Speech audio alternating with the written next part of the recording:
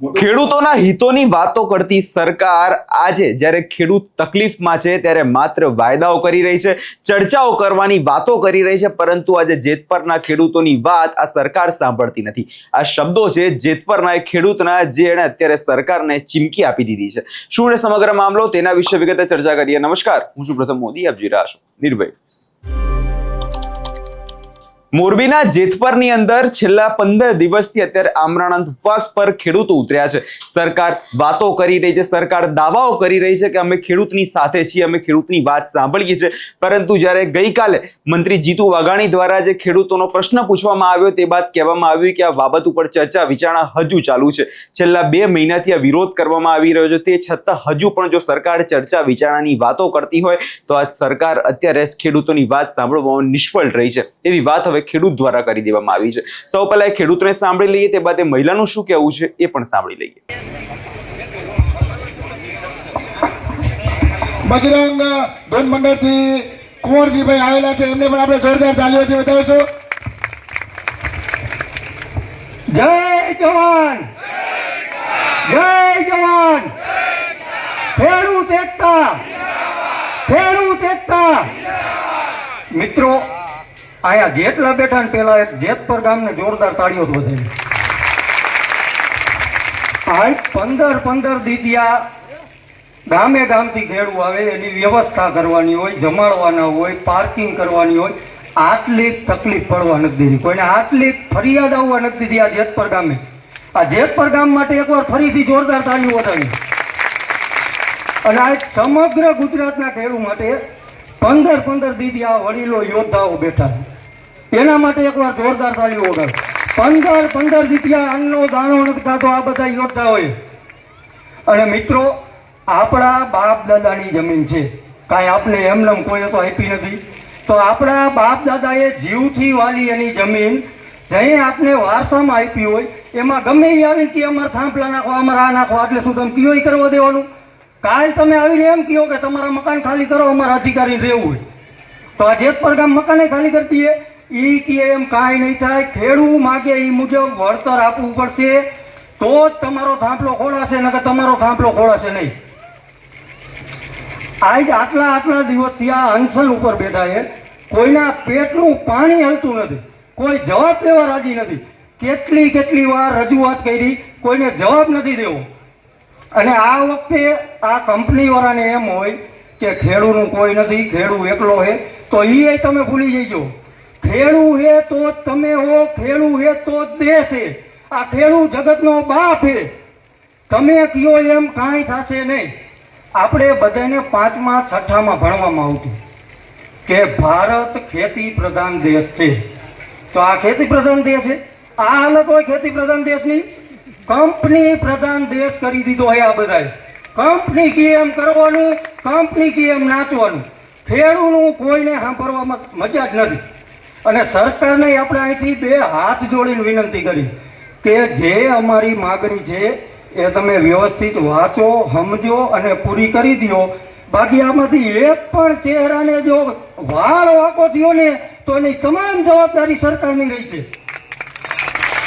આ ગુજરાતના ખેડૂત માટે બેઠા, એની માટે નથી બેઠા, પોતાની માટે નથી બેઠા। આપણા બધાના ખેતરમાં થાંભલા આવવાના, જેમ ખેડે એની જમીન હતું એવી રીતે ખેતર એટલા થાંભલા, ભવિષ્યમાં આઈ ખાવાનું છે। એટલે અદાણીને કહી કે તમે આ વખતે અવરા ભરાણા હો, હજી હાનમાં સમજી જાઓ, નગર જેદી અમારી માવડિયું ખારી થઈને એને શ્રાપ દીધો ને તારે ખાવા ધાન નહીં રહીએ, ખોઈને નરિયું નહીં રહીએ, પૂરી થઈને સમજો। અને આ જેતપર ગામને અને તમામ સ્વયંસેવક બહેનો હોય, નાના ભાઈઓ હોય, વડીલો હોય, જે આ આટલા દિવસથી આ સુવિધા કરે છે, એક પણ તકલીફ પડવા નથી દેતા।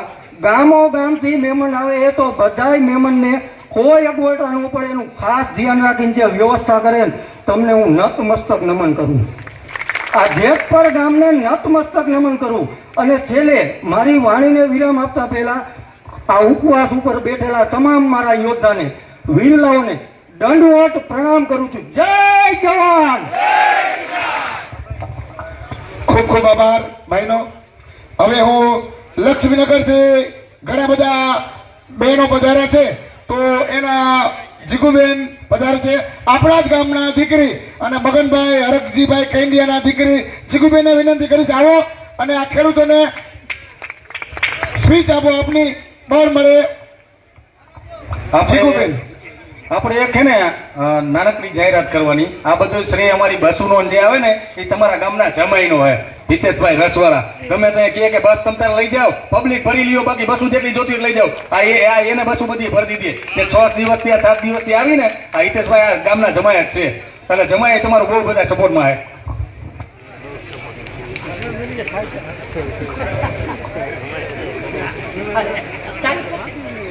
જય જવાન, આ ડુંગળી છૂટાતું ધીમું ધીમું નહીં હાલે, જોશથી જય જવાન, નજીક રાખો.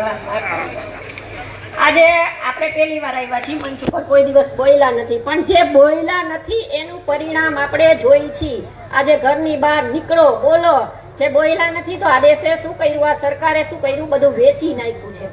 આપણે જોઈ છીએ શિક્ષણ વેચ્યું, આજે પેપર વેચા, રસ્તા વેચા, રોડ વેચા, પાણી વેચ્યું, છેલ્લે પોલીસ વેચી અને હવે આ આપણી જમીન વેચવા ઉભા થયા છે.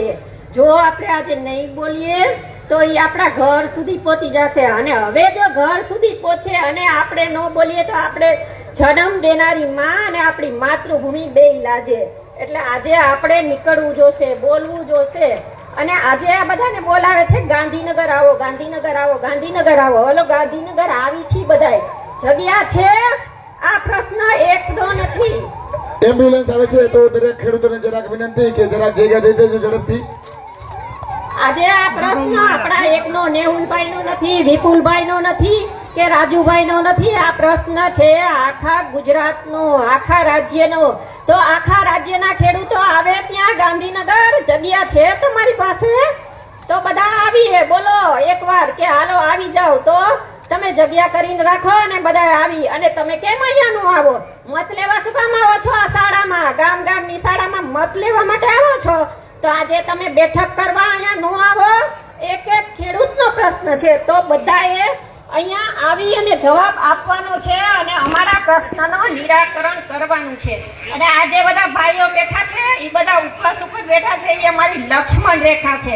જો આ લક્ષ્મણ રેખા પૂરી થશે અને ઓળંગશું તો તમે આ કમળના પાંદડા ક્યાંય ખરી જશે, દેખાશો નહીં. એટલે તમે વિચાર કરજો, વિચારી અને જવાબ દેજો. આજે જવાબ છે એ પોઝિટિવ, પોઝિટિવ, પોઝિટિવ. શું કોરોના પોઝિટિવ છે? જવાબ આપો, લખીને આપો. અને મેહુલભાઈ એક નહીં આવે, વિપુલભાઈ એક નહીં આવે, આવશે તો બધા આવશે અને નકર લેખિતમાં એનો જવાબ આપો. અને આજે આપણે કહીશું કે આજે આ સરકાર છે, રાજ્યમાં છે ભાજપ, કેન્દ્રમાં ભાજપ, તાલુકામાં ભાજપ, જિલ્લામાં ભાજપ, ગામમાં ભાજપ. તો તમારે કોઈને પૂછવાનું જ નથી આવતું. જ્યાં જોઈએ ખોબલે ડોબલે મત લીધા છે તો શું કામને આવો છો અહીંયા બીજાને પૂછવા? જો તમારામાં તાકાત ન હોય તો ખુરશી છોડી દો અને સત્તા બીજાને દઈ દો. આજે આ માયકાંગની સરકાર ને માયકાંગનું વિપક્ષ બધા છોડો અને ઘરે ભેગા થાવ. આ સામાન્ય માણસ એનું કામ કરી લેશે અને લડી લેશે. અને જે આપણે મહાભારતના યુદ્ધમાં કૃષ્ણ શાંતિદૂત બનીને આવ્યા હતા ને, એ અમારા ભાઈઓ શાંતિદૂત બનીને આવ્યા છે. એને જે 5 ગામ માંગ્યા હતા એવા અમારા 6 પ્રશ્નો છે, શાંતિથી આપી દો ને તારા યુદ્ધ થશે ને તો કોઈ ઘરમાં બેવા જેવું નહીં રહે, બધો વિનાશ થઈ જશે. એટલે જે માગી છી એ મહેરબાની કરી શાંતિથી આપો. એ તમારા હિતમાં છે, અમારા હિતમાં નહીં. તમે આપો, એ તમારા હિતમાં છે. જય જવાન.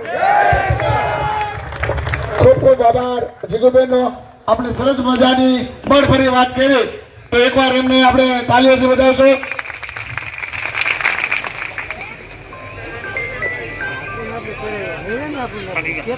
હોસ્પિટલ પાસે એક ખટારો પડ્યો છે, તો પ્લીઝ અહીંયાથી લેવરાવી લ્યો. ટ્રાફિકમાં નડે છે થોડો. સ્વયંસેવક કોઈ હોય તો ત્યાં જઈને એક ખટારો લેવરાવી લઈએ આગળ.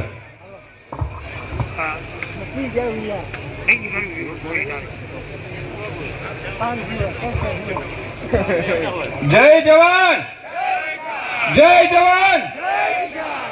હવે 14 દિવસથી આજે કોઈ ઉપવાસ કરે હવે એને આપણે ફુલારથી તો નવાજવા જોઈએ ને. એટલે અમારા સોસાયટીમાંથી કૌશિકભાઈને બધા લઈને આવ્યા છે, એટલે હું બોલતો જાઉં. એક કૌશિકભાઈ સરદાર, હા, એક રમેશભાઈ અણિયારીવાળા, ઈશ્વરભાઈ ભોરણિયા, પંકજભાઈ રૂપાલ ઊભા થાય, ઈશ્વરભાઈ ભોરણિયા ઊભા થાય, ધીરુભાઈ ઊભા થાય, શૈલેષભાઈ દાંજા,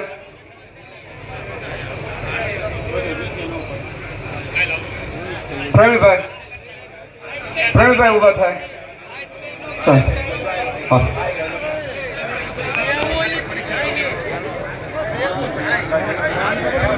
પ્રતિક